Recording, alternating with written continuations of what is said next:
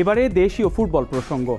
তরুণ প্রতিভাবান খেলোয়াড় খুঁজে বের করার পাশাপাশি আগামী প্রজন্মকে মাদকমুক্ত হিসেবে গড়ে তুলতে নানা কর্মসূচি গ্রহণ করছে বিএনপি।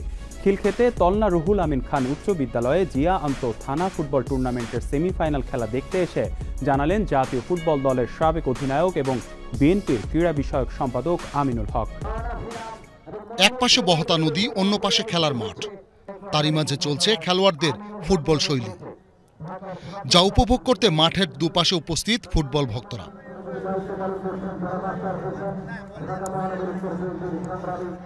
ফুটবলটা এখনো যে কতটা জনপ্রিয় এই দৃশ্যই তো তার প্রমাণ। অথচ গত কয়েক দশকে বাংলাদেশের ফুটবল আর দর্শকদের আগ্রহ নেমে গিয়েছিল একেবারে তলানিতে। কিন্তু বর্তমান সময়ে হামজা, জামাল, সমিত সোমদের ছোঁয়ায় যেমন জেগে উঠছে জাতীয় ফুটবল দলের পারফরমেন্স, তেমনি জেগে উঠছে তৃণমূলে ফুটবল ভক্তদের আগ্রহের জায়গাটিও। ফুটবলের সেই জাগরণকে আরও বেগবান করতে ঢাকা মহানগর উত্তর বিএনপির আয়োজনে চলছে জিয়া আন্তঃথানা ফুটবল টুর্নামেন্ট, যার দ্বিতীয় সেমিফাইনাল অনুষ্ঠিত হয় রাজধানীর অদূরে খিলক্ষেত তলনা রুহুল আমিন খান উচ্চ বিদ্যালয়ে।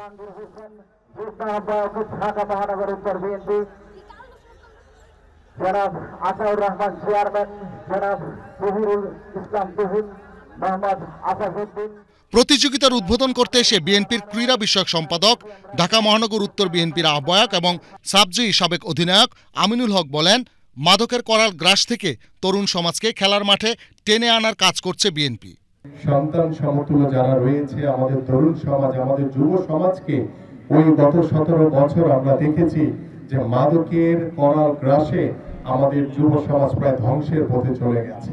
আমরা সেই মাদকের করাল গ্রাস থেকে আমাদের সন্তান, যুব সমাজ, তরুণ সমাজকে আমরা মাঠের দিকে আহ্বান করছি। আমরা মাঠে তাদেরকে আকৃষ্ট করার চেষ্টা করছি যে আমরা ওই ভবিষ্যৎ প্রজন্মকে আমরা মাঠে আকৃষ্ট করে আমরা একটি সুস্থ পরিবেশের মাধ্যমে একটি সুস্থ জাতি হিসেবে গড়ে তুলতে চাই।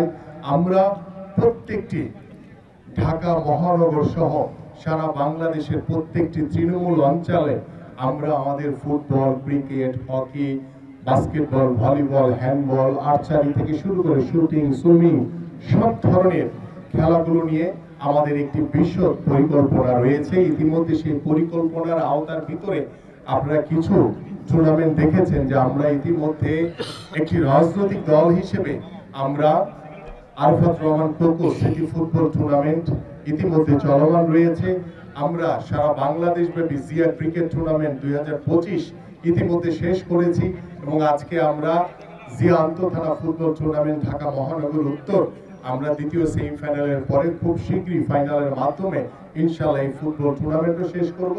ঠিক একইভাবে আমরা আমাদের বিভাগীয় শহরগুলো, আমাদের জেলা শহরগুলোতে ইতিমধ্যে নির্দেশনা দেওয়া হয়েছে যে আমরা প্রত্যেকটি তৃণমূল পর্যায়ে আমরা ফুটবল, ক্রিকেট সহ বিভিন্ন খেলাধুলাকে ছড়িয়ে দিয়ে দেশের ক্রীড়াঙ্গনকে গত 17 বছর যেভাবে রাজনীতিকরণ করেছে ফ্যাসিস্ট আওয়ামী লীগ, বিএনপি নির্বাচিত হলে প্রকৃত সংগঠকদেরই দেশের ক্রীড়ার উন্নয়নে দায়িত্ব প্রদান করা হবে বলেও জানান আমিনুল হক। 17 বছর এই স্বৈরাচার সরকার যেভাবে বাংলাদেশের মানুষের উপরে যে প্রভাব বিস্তার করেছে, যেভাবে প্রত্যেকটি রাষ্ট্রীয় যন্ত্রকে দলীয়করণের মাধ্যমে ধ্বংসের পথে নিয়ে গেছে, ঠিক একইভাবে বাংলাদেশের ক্রীড়াঙ্গনেও দলীয়করণ, রাজনৈতিকরণের মাধ্যমে বাংলাদেশের ক্রীড়াঙ্গনকে ধ্বংসের পথে নিয়ে গেছে। আমরা সেই ধ্বংসস্তূপ ক্রীড়াঙ্গনকে টেনে তুলে আমরা চেষ্টা করছি।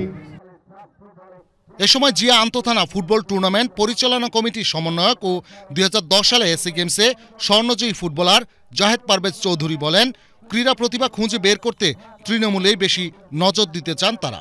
খেলাধুলার প্রাণ হচ্ছে তৃণমূল। আপনাকে যদি প্লেয়ার উঠিয়ে নিয়ে আসতে হয় অবশ্যই তৃণমূলে যেতে হবে। আপনার তৃণমূল থেকে ট্যালেন্ট হাটের মাধ্যমে প্লেয়ার নিয়ে আসবে। আপনারা জানেন অলরেডি আমাদের বিএনপির ভারপ্রাপ্ত চেয়ারম্যান জনাব তারেক রহমান নির্দেশ দিয়ে দিয়েছেন নতুন কুড়ির মাধ্যমে তৃণমূল থেকে খেলোয়াড় উঠিয়ে নিয়ে আসার জন্য।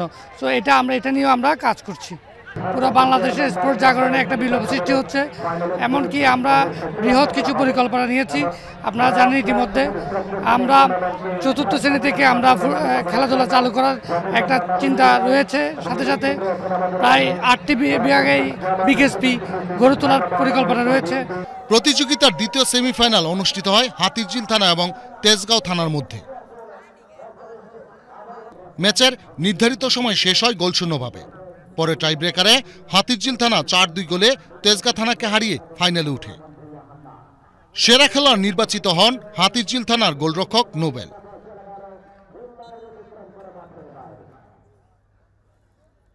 এর আগে দ্বিতীয় সেমিফাইনালের উদ্বোধন করেন ঢাকা মহানগর উত্তর বিএনপির আহ্বায়ক আমিনুল হক।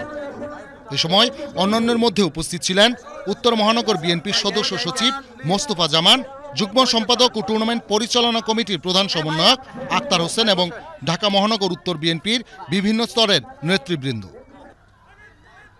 গত 10 জানুয়ারি ঢাকা মহানগর উত্তরের 26টি থানা দল নিয়ে জিয়া আন্তঃথানা ফুটবল টুর্নামেন্টটি শুরু হয়।